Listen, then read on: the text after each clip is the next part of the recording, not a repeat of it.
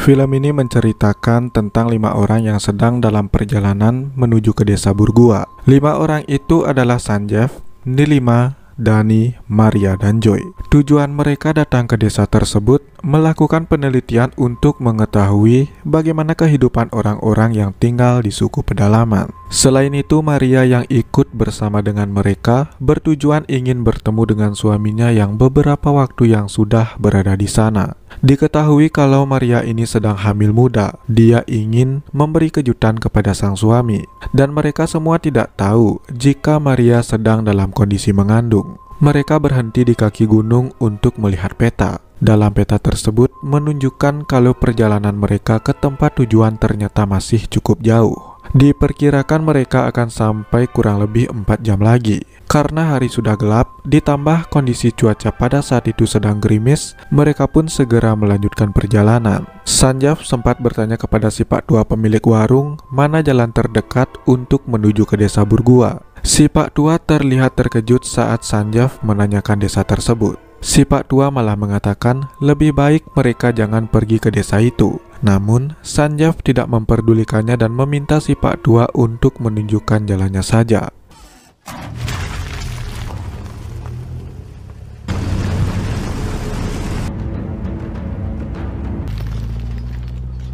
Setelah beberapa jauh mereka di perjalanan, tiba-tiba ban mobil mereka meledak. Anehnya ban mobil itu terkena paku yang ada di dalam sebuah kayu. Seperti ada yang sengaja menaruh paku tersebut di jalanan. Di sana juga mereka melihat adanya bendera komunis, pertanda daerah tersebut dikuasai oleh pasukan militer.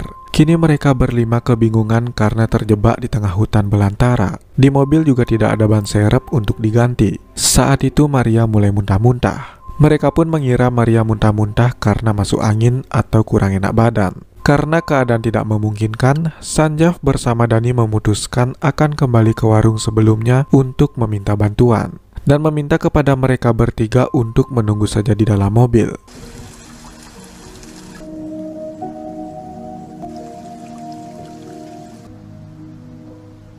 Tak lama kemudian tibalah Sanjeev dengan si Pak Tua.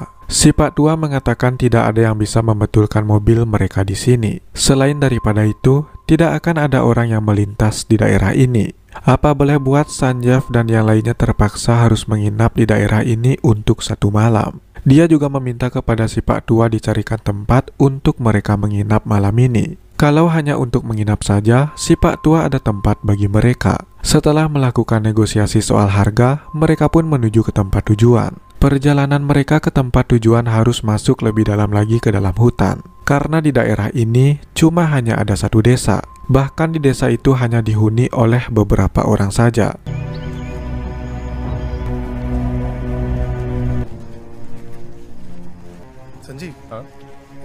Ternyata si Pak Tua mengarahkan mereka berlima ke sebuah rumah tua yang ada di puncak gunung yang berada di tengah-tengah hutan. Rumah kosong itu sudah lama tak pernah ditempati lagi. Sanjeev tidak mempermasalahkan soal rumah tersebut. Yang terpenting bagi mereka ada tempat untuk beristirahat. Sesampainya mereka di rumah itu, tak diduga rumahnya memang terlihat begitu sangat menyeramkan.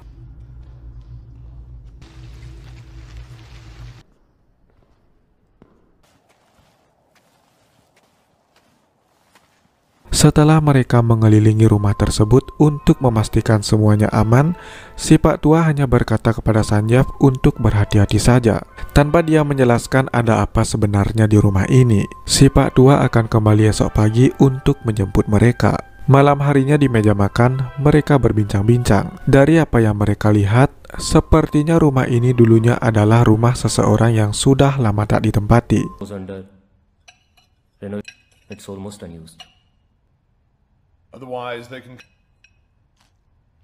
Setelah makan malam selesai, mereka pun bergegas untuk beristirahat. Mereka membagi kamar antara kamar wanita dan kamar laki-laki. Dan disinilah awal mula keanehan itu terjadi. Tiba-tiba saja Maria sudah berada di tengah-tengah hutan. Di hutan itu Maria mendengar ada suara jeritan seorang perempuan yang berteriak seperti orang yang sedang disiksa. Maria mencoba mencari sumber suara itu berasal. Semakin ia mendekat, suaranya terdengar sangat nyaring. Dari jauh Maria melihat ada sesosok putih seperti seseorang yang sedang membungkuk. Tiba-tiba Maria dikagetkan Sanjeev yang ada di belakangnya. Untung saja Sanjeev melihat Maria berjalan sendirian ke tengah hutan. Dia pun bertanya apa yang sedang ia lakukan di sini. Namun Maria seperti orang kebingungan. Dia sendiri tidak sadar jika dia sudah berada di luar. Dia tadi hanya mengikuti suara wanita yang menangis. Sanjeev lalu mengajak Maria untuk kembali masuk dan mengantarkannya ke dalam kamar. Dari arah jendela Sanjeev melihat ada sosok wanita memperhatikan dirinya lalu pergi begitu saja. Merasa ada yang aneh karena Sanjeev baru melihat ada wanita lain di sana, Sanjeev mencoba melihatnya keluar kamar. Terlihat dari kegelapan ada sosok yang berjalan. Dia mulai penasaran lalu mengikutinya dari belakang. Dan kini Maria yang mencegah Sanjeev. Namun, Sanjeev tidak memberitahukan apa yang tadi dia lihat agar Maria tidak berpikiran macam-macam. Sanjeev lalu menyuruh Maria untuk kembali masuk ke dalam kamar.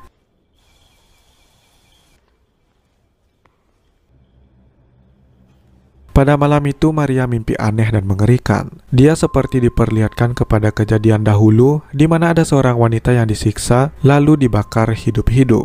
Lalu pintu kamar tiba-tiba terbuka kembali. Maria mulai ketakutan dan mencoba membangunkan Nilima. Namun Nilima yang tertidur sangat pulas bukannya tetap berada di dalam kamar, justru Maria malah melihat keluar untuk memastikan di sana tidak ada siapa-siapa.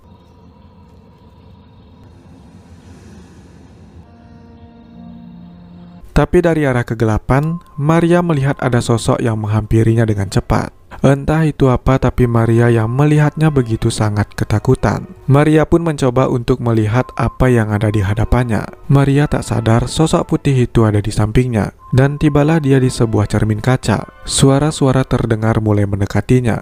Mereka menemukan Maria sudah tergeletak di salah satu ruangan. Mereka tidak tahu apa yang terjadi kepada Maria. Keesokan paginya mereka menunggu cukup lama kedatangan si Pak Tua. Saat ini kondisi Maria sudah mulai demam. Sanjeev dan Dani memutuskan untuk menyusul si Pak Tua ke desa. Jarak antara desa dengan rumah yang mereka tempati ternyata cukup jauh, berada di bawah pegunungan. Joy dan Nimila menunggu di rumah sembari mereka menjaga Maria.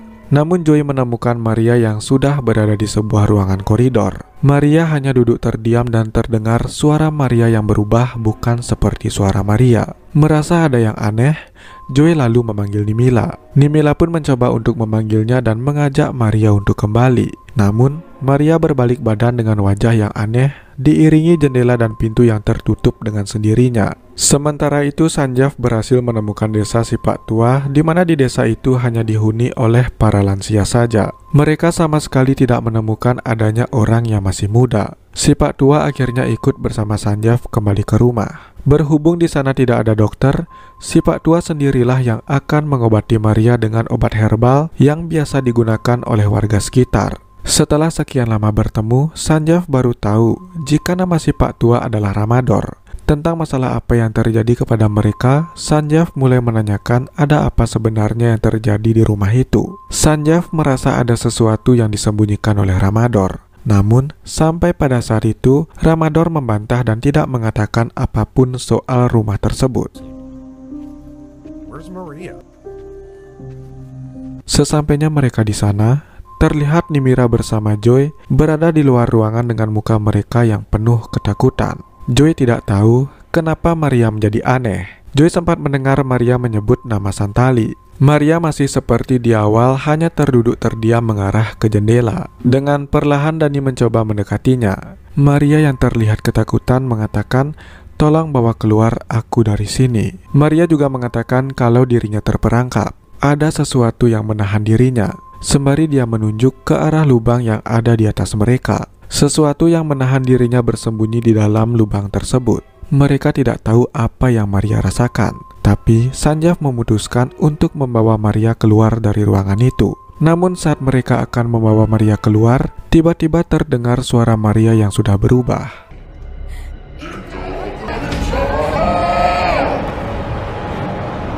Dengan kondisi keadaan Maria yang seperti ini, mereka terjebak tidak bisa pergi jauh. Tiba-tiba Ramador diserang oleh Maria. Dia pun ketakutan dan mengatakan kalau arwah itu telah kembali. Ramador tahu kalau arwah itu kembali dan menyerang Maria karena Maria yang sedang hamil. Dia pun bertanya kenapa Sanjeev tidak memberitahukannya dari awal kalau Maria sedang hamil. Seandainya saja dia tahu kalau ada orang hamil, Ramador tidak akan membawa mereka ke rumah ini. Ternyata Sanjaf sendiri tidak tahu jika Maria sedang hamil. Dan yang tahu kehamilan Maria hanyalah Nimila saja. Namun, Sanjaf sendiri belum mengerti apa yang dimaksud oleh Ramador. Akhirnya di sini Ramador pun mengatakan yang sebenarnya, kalau rumah ini sudah dikutuk selama 40 tahun terakhir. Tidak ada bayi yang lahir di sini. Siapa saja yang sedang dalam keadaan mengandung, arwah jahat itu akan datang dan mengambil bayi tersebut. Ramador kemudian mengajak mereka untuk ke tempat kremasi dan meminta bantuan mereka, karena hanya mereka yang bisa membantu mengusir roh jahat ini. Mereka pun membagi tugas, Sanjaf bersama Ramador akan ke tempat kremasi, sedangkan yang lainnya menunggu sambil menjaga Maria. Dalam perjalanan, Ramador menceritakan soal sosok iblis yang menyerang Maria. Dulu pernah ada wanita setengah gila. Wanita itu dinikahkan dengan seorang pria tukang kayu. Keluarga wanita berharap dengan dia dinikahkan bisa mengobati kegilaannya. Namun ternyata wanita tersebut semakin parah dan terkadang suka menyerang suaminya sendiri. Suatu ketika suaminya pergi ke hutan, namun suaminya itu tidak pernah kembali lagi. Warga menganggap suaminya hilang karena dimangsa oleh hewan buas. Lalu si ayah dari wanita itu membawa si wanita ke rumah yang sekarang mereka tempati. Dulunya rumah itu ditempati oleh seorang bangsawan Inggris yang kaya raya. Sang ayah membawa anak wanitanya itu bermaksud untuk memperkerjakan dia di rumah bangsawan Inggris tersebut sebagai pembantu dan menjaga anak-anaknya. Sementara di rumah, Dani ingin melihat kembali keadaan Maria yang masih di ruangan koridor. Mereka bertiga memberanikan diri untuk memasuki ruangannya. Terdengar suara rintihan tangisan Maria yang begitu sangat memilukan. Dan di pojokan ruangan, mereka dikejutkan dengan penampakan sesosok bayangan hitam berambut panjang, lalu terbang kemudian pergi menuju ke atas.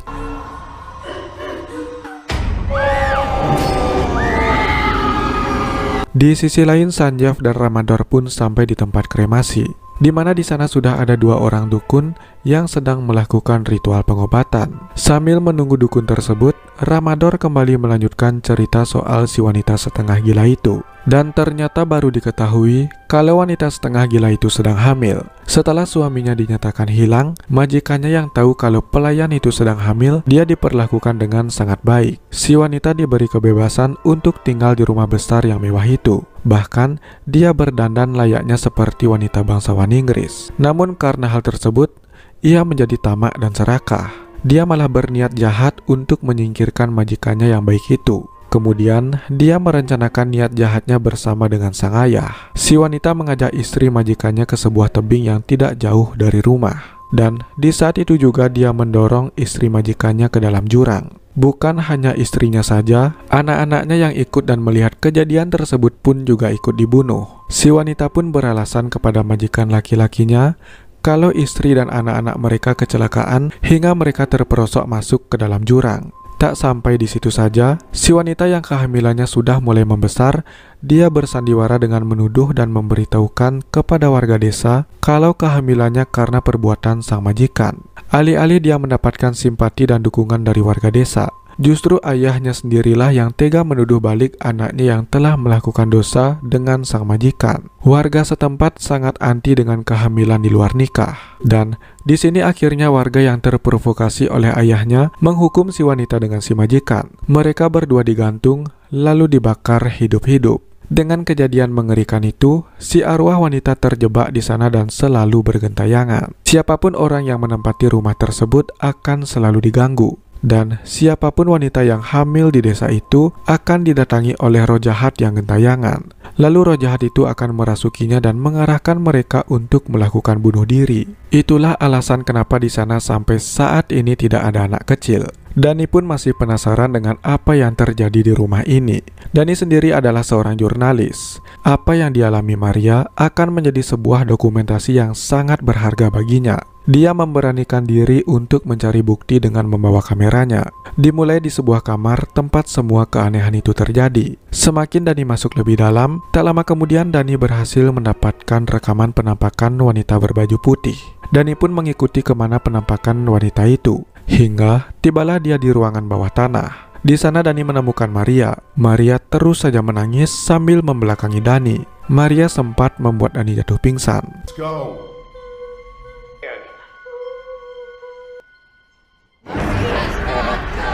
Beberapa saat kemudian, Dani pun tersadar kembali. Suara itu terdengar kembali dan kini memanggil-manggil nama Dani. Dengan kamera yang masih dia bawa, Dani mencoba untuk kembali mengambil beberapa foto. Dengan kondisinya yang gelap, sulit bagi Dani untuk bergerak secara leluasa. Sementara itu, Joy mendengar sayup-sayup nyanyian yang diputar dengan piringan hitam. Dia pun keluar mencari sumber suara itu berasal. Sementara Nimila yang tidur di kamar sendirian mendapati teman-temannya sudah tidak ada lagi di sana. Barang-barang yang ada di kamar seketika bergerak sendiri. Yang bisa dilakukan hanya bersembunyi di bawah ranjang.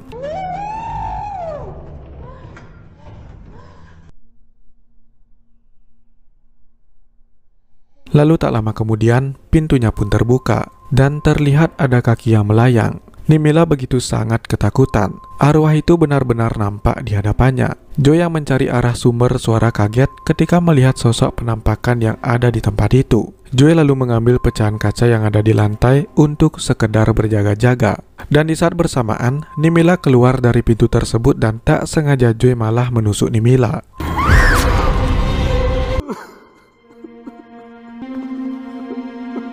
Tak lama kemudian Sanjeev datang bersama dengan para dukun dan juga Ramador. Kini, mereka berpencar untuk mencari Maria dan juga Dani. Ramador dengan si dukun berhasil menemukan Maria. Namun, di saat bersamaan, ada sosok makhluk lain yang mulai mengganggu mereka. Sesosok putih berdiri di hadapan mereka. Dan, tiba-tiba saja roh jahat itu menghilang dan sudah ada di belakang Maria. Maria yang kerasukan oleh roh jahat menyerang Ramador dengan pisau. Beruntung, Ramador masih bisa menghindar dan hanya mengenai lengannya saja. Mereka lalu menjebak roh jahat yang merasuk ke Maria untuk keluar, lalu menutupnya dengan kain dan diikat di sebuah kursi. Namun, tenaga Maria yang dirasuki roh jahat mampu mengalahkan mereka semuanya hingga dia terlepas kembali.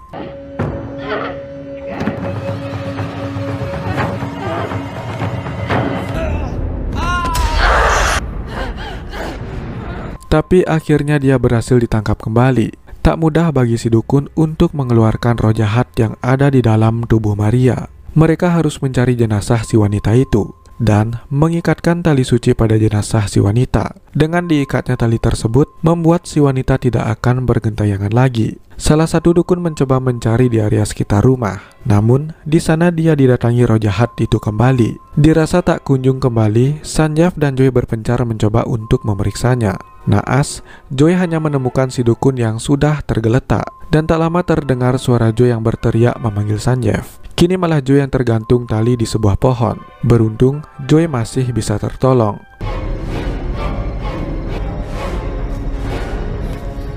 Di saat yang bersamaan, roh jahat yang ada di dalam rumah mulai menyerang si dukun dan juga Ramador. Sanjeev berhasil menemukan tulang si wanita. Dia pun segera kembali membawa tulang tersebut, kemudian mengikatnya dengan tali suci dan segera membakarnya. Di saat itu juga roh itu pun berhasil keluar dari tubuh Maria.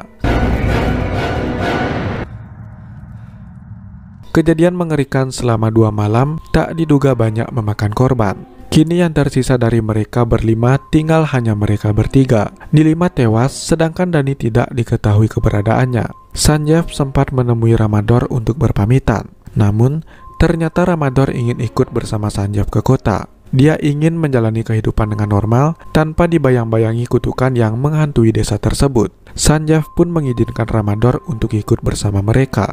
Kemudian, film pun berakhir.